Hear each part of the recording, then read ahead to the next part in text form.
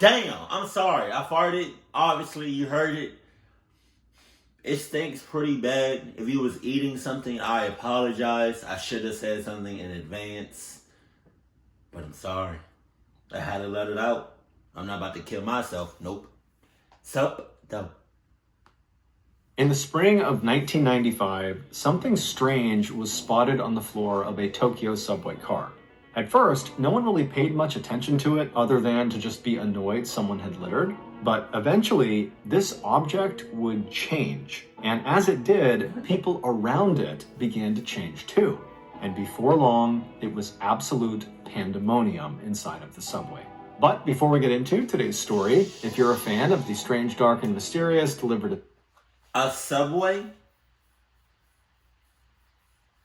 Are you saying like, okay, are like an actual train or in that little waiting area right before you get on the train? Because if it's in a train, oh my God, you have limited space. Damn. Claustrophobic, ugly. If it's like in that little space, then I guess that could work, but I don't, man.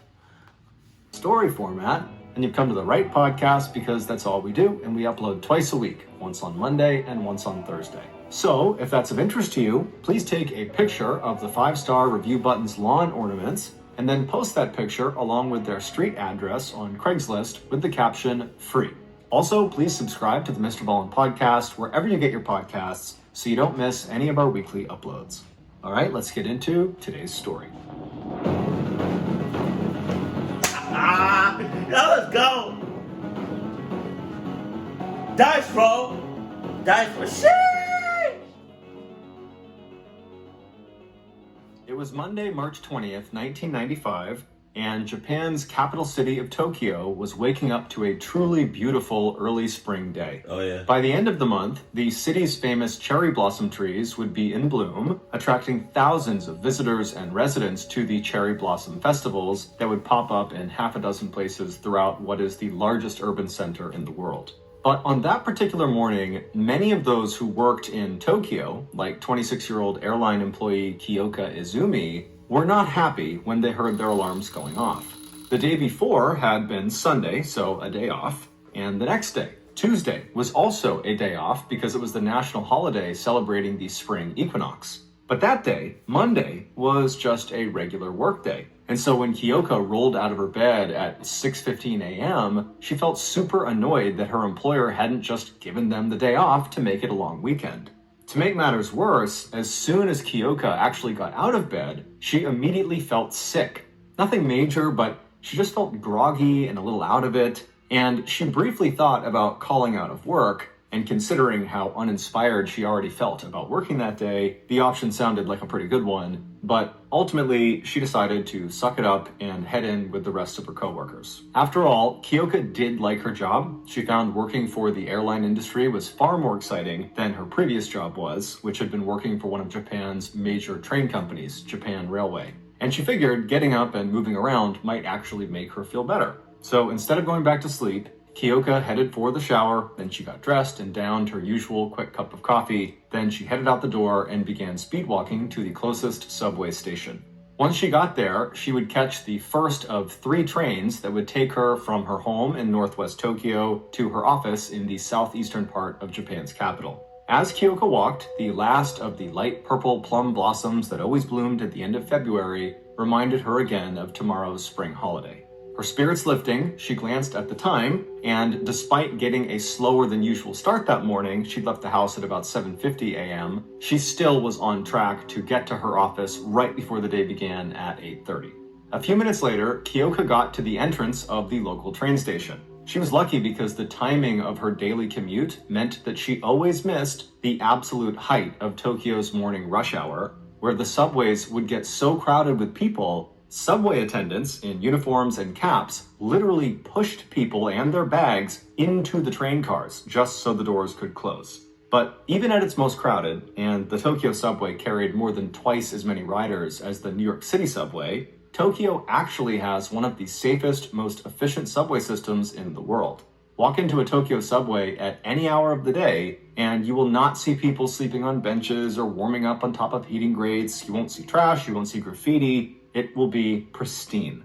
The same subway attendants who push people onto the trains also spend a large amount of their time patrolling the subway to pick up trash and make sure everything is always spotless.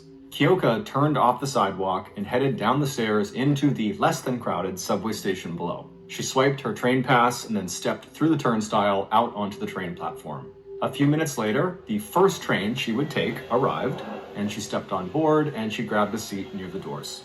The doors shut a few moments later, and off the train went, rumbling into the dark tunnel ahead. 5 stops later, Kiyoka stepped off of that train and walked across to the other side of the station platform, where she stood idly waiting to catch the next train. A few minutes later, that train would arrive. It was train A725K, and it pulled into the station right in front of her. This train would take her all the way to Government Center, which is right in the center of Tokyo, and is one of the busiest train stations in all of Japan. When the doors of train A725K opened, Kiyoka stepped aboard and once again felt lucky she was missing rush hour, because the train, it was crowded, but not so crowded that pushers would be required to get everyone on board. Most of the seats were taken, but Kiyoka could see a clearing towards the front of the car where she'd be able to stand. And so as she began walking in that direction, she nodded to a few familiar faces, but didn't have any conversations with anyone.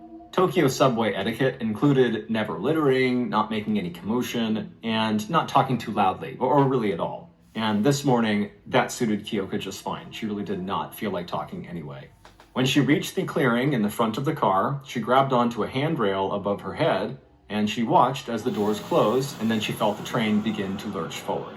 When Kiyoka left that morning, she had hoped her morning commute would wake her up and make her feel better, but as she stood there on this second train, A725K, she couldn't help but notice that she actually was starting to feel worse. As this train slowly rumbled on in the darkness, Kiyoka closed her eyes and took a deep breath in to try to reduce the nausea that was starting to come on. But as her lungs filled, she suddenly felt this excruciating pain in her chest. It was so blinding. Possessed? Is it something? I feel like it's not the air, because everybody around her, well, the majority of the people around her, will feel the same thing.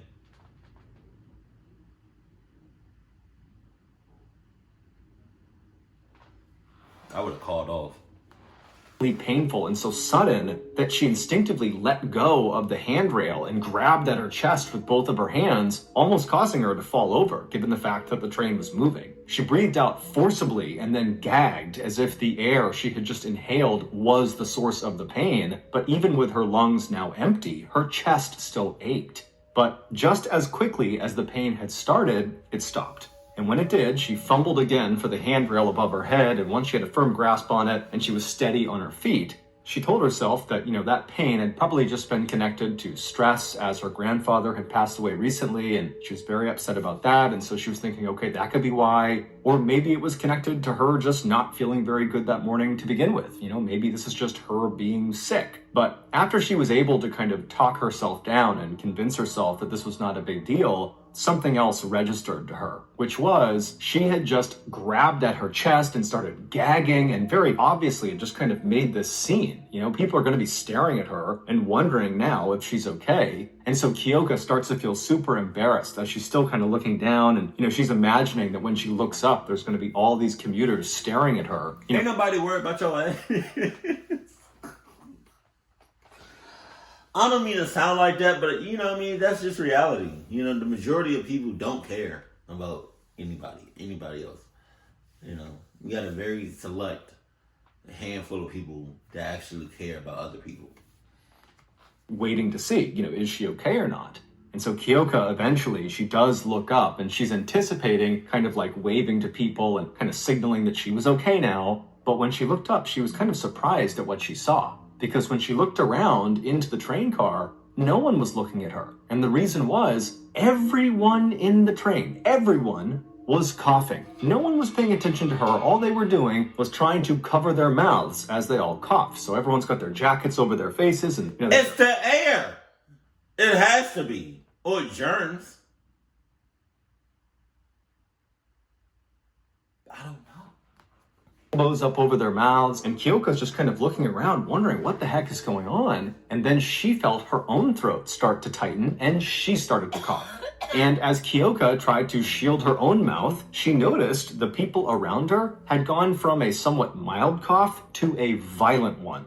Some people were coughing so aggressively they could not catch their breath, and you could see panic on their faces as they don't know what to do. They're not able to breathe. Oh my God. But despite this totally insane coughing phenomenon that was taking place on board this train car, the train just rumbled on and continued making all of its scheduled stops. And as new commuters clamored on board,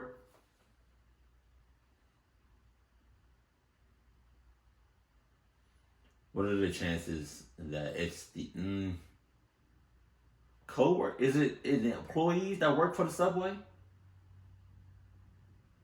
Is it the person that's driving or controlling the train?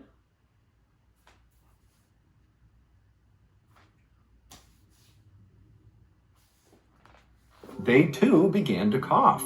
By the time the train pulled into Government Center, Kiyoka's stop, virtually everyone was now violently coughing and keeled over. People had given up trying to shield their mouths at this point. It was just too out of control. And by now, basically everyone had decided they were just going to get off the train, whether Government Center was their stop or not. And so there was a throng of people that were kind of pressed up against the doors, waiting for the doors to open. And so when the train finally did come to a full stop and the doors opened up, a wave of coughing commuters rushed out onto the station platform. Hey, yo! Hey, Mo! Can you imagine what would go in somebody else's head or other people's head if they're on the other side of that train waiting to go in or whatever, and you see like a wave of people come out the train.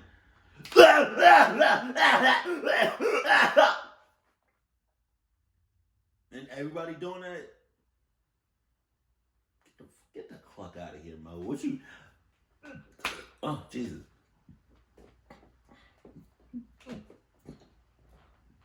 Okay, sorry. What would you do if you was on the other side of that train waiting to go in and you just seen like a wave of people coming out, haul-assing and coughing violently, like so hard and so loud, but everybody's coughing? What would you do if you saw that? God damn. The sound of their hacking and gagging filling the air. And so Kiyoka, she was towards the back of this group of people leaving the train. And as she was leaving, right as she's about to go out of the train doors, she glances down the length of the train car she is in. And she sees some of the passengers are pointing at something on the ground while yelling for subway attendants to come have a look. But Kiyoka, from where she was standing, she couldn't see what they were pointing at. And because she wanted fresh air so badly, she was not about to stay on the train to figure out what it is. And so Kiyoka, she gets off of the train, and as soon as she does, even though she is still coughing, as is everybody else around her, her mind is entirely focused on hustling over to the stairs that will bring her downstairs to the final train platform where she will catch the final third train that will bring her on her way to work. Because at this point, even though she has no idea why everybody is coughing, Kiyoka is only viewing this coughing fit as a nuisance, not as an emergency. But as... Are you dead ass right now? Not as an emergency. You got people that started off fine, did some light coughing, and it got a little intense, and then it's gotten to the point where people are not breathing correctly or not breathing at all, and they're just coughing violently, hard as hell, loud as hell. Everybody is coughing. And you don't think that's an emergency? Get the clock out of here. No job is that serious. Come on. Kiyoka moved towards these stairs, she suddenly felt extremely nauseous, and she rushed into a nearby women's bathroom in case she needed to throw up. Once she was inside, she resisted the urge to vomit, and then she splashed some water on her face, and then after kind of composing herself, she headed back out onto the station platform, and still her mind is focused on just getting to work. And so she begins walking over to the stairs again. But she'd only gone maybe a few steps before an alarm sounded inside of the subway, and then a voice came over the subway intercom telling everyone to evacuate. Having worked for Japan Railways previously, Kiyoka had been educated about this particular alarm that she was hearing. She was told it was never used for anything other than true emergencies. So she knew whatever was going on had to be bad. Oh, no shit. Right around the time that Kiyoka was getting ready to leave for her daily commute to work, 48-year-old Ikuyo Hayashi was also getting ready for work. Hayashi was part of Japan's highly educated and financially successful super elite. He was a gifted and well-respected surgeon who was known for being extremely devoted to his patients. On that particular Monday, like Kiyoka, Dr. Hayashi had gotten up early. But shortly after starting his typical morning routine, he noticed he was sweating a little bit and his heart rate was elevated. For a second, he felt concerned, but he chalked it up to stress and kept getting ready. Just before 7:30 a.m., he headed to the front door. Before stepping into the cold morning... Go back. Go back. I hope I ain't hear that right. Go back. Typical morning routine, he noticed he was sweating a little bit and his heart rate was elevated. First, you're sweating a little bit and your heart rate is elevated. Something that never happens to you. Second, he felt concerned, but he chalked it up to stress and kept getting ready. What's with these people in Tokyo? Huh? What's considered an emergency to y'all? What's considered dangerous? What's considered, a big deal? Because that right there is a big deal. That's an emergency. You're sweating and your heart rate fast as hell. You don't think nothing of it. That's probably nothing. What? What's considered like a dangerous, what's considered, what is with y'all? Well, I don't understand.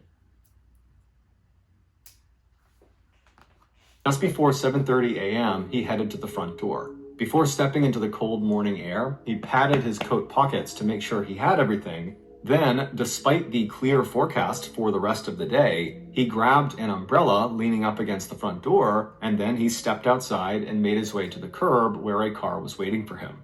Dr. Hayashi climbed into the back seat, and then after exchanging hellos with the driver, a 31-year-old named Tomomitsu Nimi, the two men headed for the station where Dr. Hayashi would catch train A725K. But along the way, they made one stop at a local convenience store. Dr. Hayashi and Nimi got out of the car and went inside. Hayashi put a few odds and ends that he needed on the counter, and Nimi put a couple of newspapers on the counter as well. After Dr. Hayashi had paid for it all, the two men left the store together, they got back into the car, and by 7:48 a.m., Dr. Hayashi was stepping aboard the same compartment of train A725K as Kiyoka. After dropping off the doctor and wishing him luck, Nimi had pulled away from the station entrance and headed straight for the train station located just 3 stops further down the line. As soon as he stepped on board train A725K, Dr. Hayashi reached up to adjust the gauze mask he was wearing over his nose and mouth. The mask was a fixture on the Tokyo subway, especially in the cold and flu season when passengers wore them to prevent the spread of germs in the crowded subway compartments. He moved over to an empty seat, and before sitting down, he patted his coat pockets again to make sure he had all of his things. And then as he sat down, he saw sitting across from him was a woman and what appeared to be her young daughter sitting next to her. The woman was looking down, avoiding eye contact, but the young girl was looking up with a smile on her face. She was just too young to realize staring was rude. The doctor smiled back at her, but then quickly looked away. A few seconds later, the doors of the train closed, and the car began rumbling down the tracks. 3 stops later, Dr. Hayashi stood up, but before he got off, he paused for a moment in front of his seat. As he stood there, he noticed the girl was staring at him again. He looked at her, but only for a second. Then, after patting his coat pockets for a 3rd time, he quickly strode out of the train car and onto the station platform. He moved quickly to a nearby trash can and pulled the mask off of his face and disposed of it. Then, forcing himself not to hurry, Dr. Hayashi climbed the steps to the street where Nimi, his driver, was waiting for him by the curb. Immediately after the doctor got off the train, the little girl who had been sitting in front of him noticed a pile of newspapers underneath the seat where the doctor had just been sitting. Even as a youngster, she knew littering was strictly forbidden, and she wondered if the doctor or someone else had left it there. As she stared at this newspaper, she noticed a wet spot starting to form in the center of it, like the paper was sitting on top of a liquid and it was starting to seep through. As she stared, her eyes began to water and then she began to cough. Her mother turned to see if her daughter was okay, but before she could offer the child any help or comfort, she too began to cough.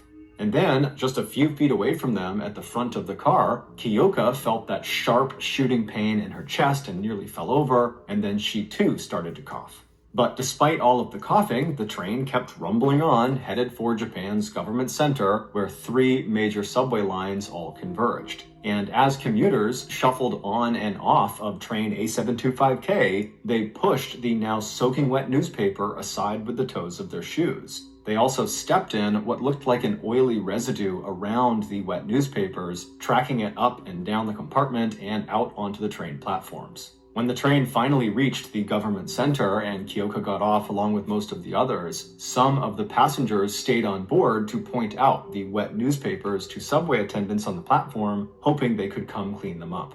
After getting off of the train, Kiyoka felt nauseous and rushed to the bathroom. Right before she walked into the women's room, she passed by 24-year-old subway attendant Masura Iwasa, who had just finished a 24-hour shift and was getting ready to go home. The pair didn't know A what? A 24-hour shift? Damn. I mean, that's hella money. But you living your life at your job. Damn. You working 24/7. Other and probably didn't even see each other when they passed. But before the day was over, they would be forever bound by tragedy.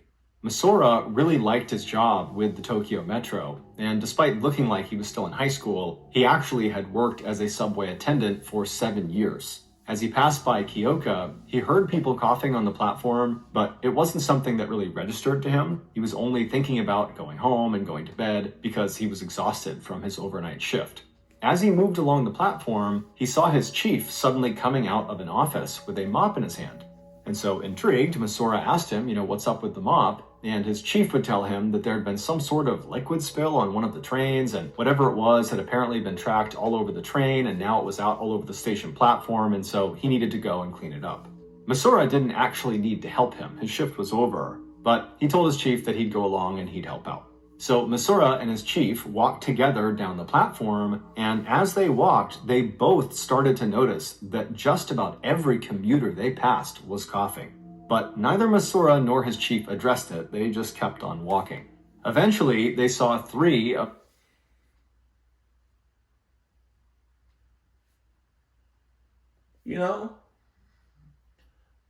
One day I do want to travel the world. But I kind of don't want to go to Tokyo. I don't, cause you got niggas coughing all over the place. Jesus. Their fellow subway attendants straight ahead, standing in the middle of the platform. 2 of the men were holding in their hands the wet newspapers that had been inside train A725K, and a 3rd man who was next to them was opening up a trash bag. And as the 2 men who were holding the newspaper were waiting for this bag to be opened, oily liquid seemed to be pouring off of the newspaper's edges onto the ground. And in fact, there was a long, oily trail on the ground from wherever these papers had been carried from all the way to that platform. And so as soon as Masura and the chief... I wonder if they got cameras in the train. Because if they do, they can just run back the cameras and see who brought those newspapers on the train. Because, that's... Just saying. Walked up in front of these 3, the chief noticed the huge oily puddle right underneath them, and he saw the trail, and so he got to work trying to mop up this oil all over the ground. And Masura, he didn't really have a job to do. He didn't have a mop, and he didn't have a bag or anything, so he just stood there watching. And as he stood there, it really started to sink in that virtually everyone on the platform now was violently coughing. and some people were even leaned up against the wall vomiting. And so Masura was so confused by what he was seeing, but before he could even ask his coworkers what was going on, his throat started to tighten up. And then right as Masura began coughing, he saw one of his coworkers collapse. It was the older man named Mr. Takahashi. He was the one who would have the plastic bag, which was now full of the wet newspapers. And right as Mr. Takahashi fell, to Masura, it felt like all hell had suddenly broken loose. He and the others who were around Mr. Takahashi rushed over to him to see if they could help him, and right as they're standing over him, loosening his tie and asking him if he is okay, the alarm goes off and the call over the intercom to evacuate comes out. Masura was just in shock, and for a second he just stood there frozen. But then he shook himself out of it and he ran for a phone on the wall that the subway staff would use. And he pushed the button that would call to the office that was upstairs, and when somebody picked up on the other line, Masura had to yell because of the alarm and all the coughing people and people screaming and panicking all around him. And so Masura was able to yell out into the phone that someone needed to bring a stretcher down to the platform he was on for Mr. Takahashi, who has collapsed, and someone needs to call an ambulance for Mr. Takahashi. And so after Masura communicates this over... What about all the other people that's coughing violently? Damn! phone, he hangs up and he runs back over to the crowd of his coworkers and Mr. Takahashi. And then just a minute later, a subway attendant comes charging down the stairs. He's got a stretcher in hand, and he, along with Masura and the other coworkers, they put Mr. Takahashi on this stretcher and they lift him up and they begin carefully moving him through this very panicked throng of commuters trying to evacuate that are coughing and vomiting. And so as they're moving, Masura, who's holding onto the stretcher, he turns back and he yells at the man who had come down with the stretcher. He says to him, "Hey, you called the ambulance. Where are they going to meet us?" Because upstairs, there were several exits out of Government Center. And so unless the ambulance knew where to pick them up, it would be nearly impossible to sync up with them. And so Masura is looking back at this coworker of his, waiting for an answer, but this coworker is staring at Masura with his eyes wide, totally glazed over. And then suddenly this guy just collapses to the ground. He lets go of the stretcher and falls to the ground and starts convulsing and shaking. And so Masura and the others put Mr. Takahashi down to deal with this new casualty. And as they did, Masura's chief, as well as the other two men who had been holding the newspapers, they begin to uncontrollably vomit. Damn! And so suddenly Masura is the only one who is not violently ill or in some way hurt. And so even though he had no idea what was going on and it's absolute chaos all around him, he did know he had to act right now. And so he yelled at this group he was with, who probably didn't even hear him, that he was going to go upstairs, he was going to find this ambulance and figure out what exit they needed to bring Mr. Takahashi to. And then he turned and began trying to run up the stairs as fast as he could, even though he was totally surrounded by panicked commuters trying to get out as well. But eventually he got to the top of the stairs, at which point he ran through the crowd toward the nearest doors that would bring him outside. And as soon as he pushed the doors open, he couldn't believe what he saw. There were people outside on the ground everywhere. People were coughing and vomiting, and he could hear sirens, ambulance sirens everywhere. But there was no ambulance outside waiting for Mr. Takahashi. And so he's thinking to himself, how is this ambulance not here? Where are these other ambulances going? What is going on? And so Masura couldn't help but think something really bad was happening across his city. And so he stood there for a minute wondering what he should do, and then he just decided, I have to go back down and just get Mr. Takahashi up here. We'll find the ambulance, but I gotta get him up here. And so even though he was starting to feel very sick, very nauseous, he turns and just charges back into the station. Below ground, Kiyoka was coming to the same realization that something very bad must be happening to them. When she left the bathroom and began running up the stairs to the street after the alarm went off, she had looked behind her at some point, and through the sea of people, she could clearly see bodies lying on the ground, on the platform, and on the stairs. And as she ran, people to her left and to her right were crumpling to the ground, vomiting and convulsing.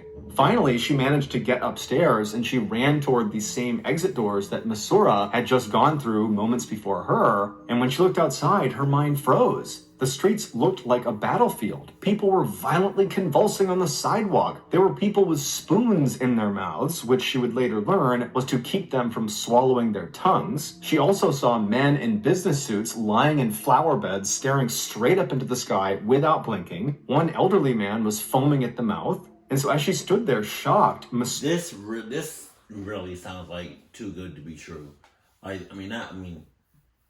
Okay, I didn't mean to say it like that. I meant like, this really seems like it's fake as hell. There's a lot going on, and just realize it just seems like a movie, you know? But like, if this shit really happened, oh my god. Along with the other very sick subway attendants, they had rallied their strength and lifted Mr. Takahashi up on his stretcher, and they had brought him upstairs, and so they came barging out the doors right next to her, and then they placed Mr. Takahashi down kind of right in front of Kiyoka. And Kiyoka, she doesn't know who these people are, but she found herself just staring at them, and she watched as Masura ran up right next to Mr. Takahashi, and he was holding his hand, and he's kind of crying and trying to talk to Mr. Takahashi, and Masura is yelling out for someone to help him find an ambulance. And so Kiyoka, she's kind of in shock, and she's just staring at everything going on, not sure what to do. But then she kind of snaps out of it, and she hears Masura, and she decides, okay, I'm going to help him find an ambulance. And so she yells to Masura that she's going to go find his ambulance. And so she runs all the way down to the street, which was not far from the exit of the subway station. And when she was in the road, she heard the sirens everywhere. They were all over Tokyo, but there were none near them. But Kiyoka noticed there was this news van that had just pulled up, and all these news people had hopped out, and they had their cameras up, and they're filming the exits of the subway station. And Kiyoka just suddenly felt furious, and she screamed at them to stop filming, help us. And so the news crew, they kind of sensed the gravity of the situation, even though they really had no idea what was going on. And they said to Kiyoka, what can we do? And she said, stay right there. You're going to drive someone to the hospital. And then Kiyoka ran back to Masura, and she got him and his co-workers to lift up Mr. Takahashi, and they went down to the news van, and they loaded Mr. Takahashi into the back of the news van, and Kiyoka would give Masura her handkerchief. And she says, look, hang this out the window and wave it the whole time. They're going to drive you to the hospital. People will see you waving that, and they will know it's an emergency. And so Masura thanked her, and he and all of his co-workers hopped in the van with the news crew, and they headed off. Mr. Takahashi would unfortunately die before they reached the hospital. By now, it was obvious to basically everyone in Tokyo that something horrible had happened inside of the subway, but nobody knew what it was. However, when the truth was finally uncovered, people had a very hard time believing it. Earlier that morning, just before Dr. Hayashi got off of train A725K, he stood up in front of his seat and momentarily paused. As he stood there, he acted like he was patting his coat down one more time to make sure he had all of his belongings, but he wasn't really doing that. He was using that innocent-seeming gesture to shake loose a folded-up newspaper that was inside of his jacket. It was the same newspaper that his driver had purchased at the convenience store with him that morning. And once it was loose, it fell from the inside of his jacket down onto the ground right next to Dr. Hayashi's right foot. And Dr. Hayashi, he acted like he didn't know he had just done that. He kind of ignored the newspaper on the ground. The only person on the train who seemed to be paying any attention to him was the little girl who was sitting in front of him. As he stood, Dr. Hayashi looked at her, but only for a moment before he looked away. Then he carefully, but forcefully, pushed the sharpened tip of his umbrella straight down into the newspaper that he had just dropped. He did this several times without looking down before finally hustling off the train. Wrapped up inside of the newspaper he dropped were two identical plastic packets that almost resembled dishwasher soap pods. Inside of these packets was a liquid form of one of the most deadly nerve toxins in the world. Oh my god! Sarin gas. And when Dr. Hayashi jabbed his umbrella into the newspaper, he was attempting to puncture those packets, because as soon as that liquid was exposed to the air, it would vaporize and become sarin gas. He was only able to puncture one of the two packets, but that was more than enough. Developed by the Nazis in 1937, sarin is among the most toxic of any known chemical warfare agent. Within seconds of exposure, sarin disrupts the normal activity of our neurotransmitters, basically sending our nervous system into overdrive. Your Your muscles start to convulse and twitch. Your normal bodily secretions go crazy, so you start to cough and you can't stop. Tears come pouring out of your eyes. Your pupils contract until they're like pinpoints. Your nose starts running. You drool and vomit. As neurotransmitters keep telling your nerves to go, go, go, go, go, your bowels and bladder evacuate themselves. And because sarin has no taste or smell, the people near it in the Tokyo subway had absolutely no idea what was happening to them. Instead, they felt the stabbing pain as their chest tightened. They started to feel nauseous, their vision blurred. Depending on the purity and strength of the sarin gas and the type of exposure, those symptoms could intensify, progressing to convulsions, paralysis, and death within 1 to 10 minutes. Oh my God! After fleeing the train and making it back to street level, Dr. Hayashi quickly got into the waiting car with Nimi, his driver, and the pair started driving west. Their next destination was a large swath of desolate land located near the foot of Mount Fuji, an active volcano about 65 miles outside of Tokyo. As soon as the car broke free of Tokyo traffic, Nimi started to speed up. Soon they both had a clear view of Mount Fuji, its peak covered in snow, and then about an hour later, the men had arrived at their destination. They pulled up to a collection of run-down-looking buildings surrounded by a high chain-link fence. As soon as Nimi had parked the car inside of the compound, Dr. Hayashi opened the car door and walked toward one of these smaller buildings. Once inside, he walked straight through what looked like a waiting room to a back door. He took a deep breath and then he opened that door, and inside was this smaller office, and there were 8 men inside of it. Dr. Hayashi stepped inside with Nimi close behind him, and they took up their spot on the right side of the room, standing shoulder to shoulder with the other men, and just like everyone else, they waited in silence. A few minutes later, the door at the back of this inner office opened, and a 40-year-old man named Shoko Asahara came in. He was a stocky man with black hair down to his shoulders, and he had a black beard that reached halfway down his chest. Hold on. Stopped in front of Dr. Hayashi, Nimi, and the other 8 assembled men. He stared at them through his gray eyes. After a few tense moments, a man standing next to Dr. Hayashi nervously stepped forward, and he looked at Shoko, and he just said, "Mission accomplished." Oh my God. It would turn out Dr. Hayashi and every other person in that room and nearly 50,000 other people at the time were part of a doomsday cult called Shinrikyo, which means Supreme Truth, and Shoko was their leader. Initially, Shoko had founded Shinrikyo to preach a mashup of Hinduism, Buddhism, meditation, and natural healing, and he was extremely good at recruiting people to join, attracting many members of Japan's super elite like Dr. Hayashi. And once people joined, it was like they fell under Shoko's spell. And soon they would become obsessed with him, doing things like drinking his bathwater to try to get closer to him, or wearing electrically charged hats they believed would synchronize their thoughts with his. What? And so when Shoko shifted gears and decided Shinrikyo needed to focus less on spirituality and healing, and instead focus on starting World War III in order to cleanse the world, none of his extremely well-educated followers, like Dr. Hayashi, objected. Instead, they said, "How can we help?"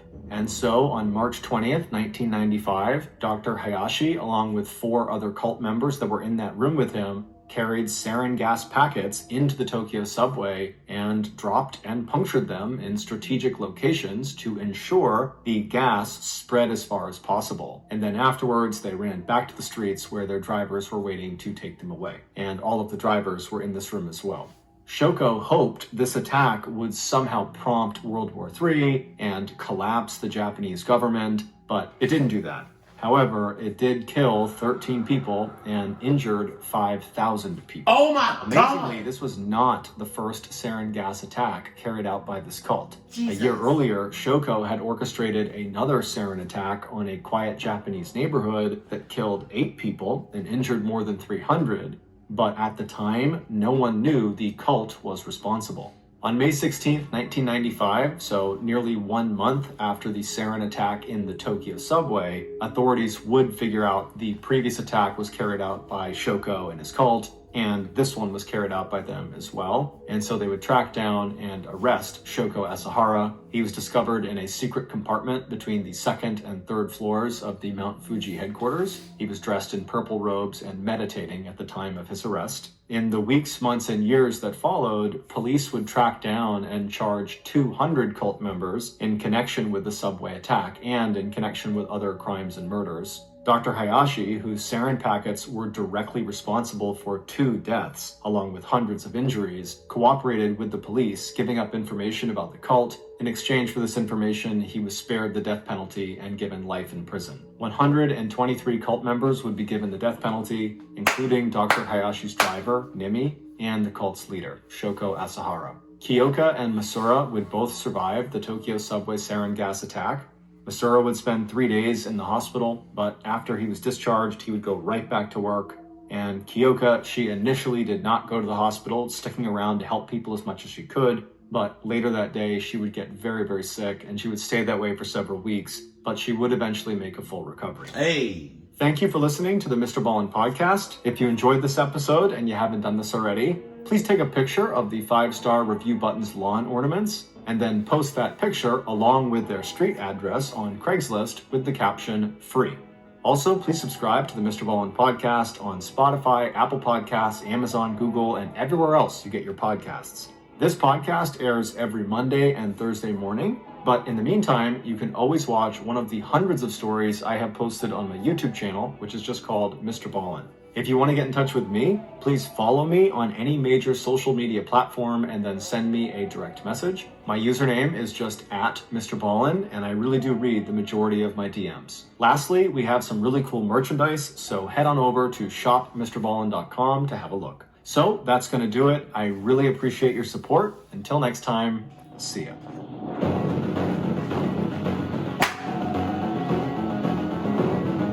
Dice roll!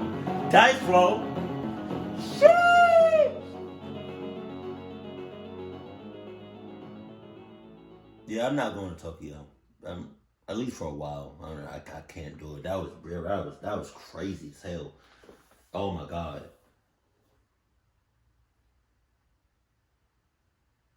I feel like they should have some sort of security in. I feel like after that event, I feel like they should have security on the train and in the train, in every section of the train. They should have security, cause goddamn, you can easily, somebody could just get up and you'd be like, "What you getting up for?" Just saying, that's crazy as hell. Killed 13 people, but injured how many thousands? That's crazy as fuck.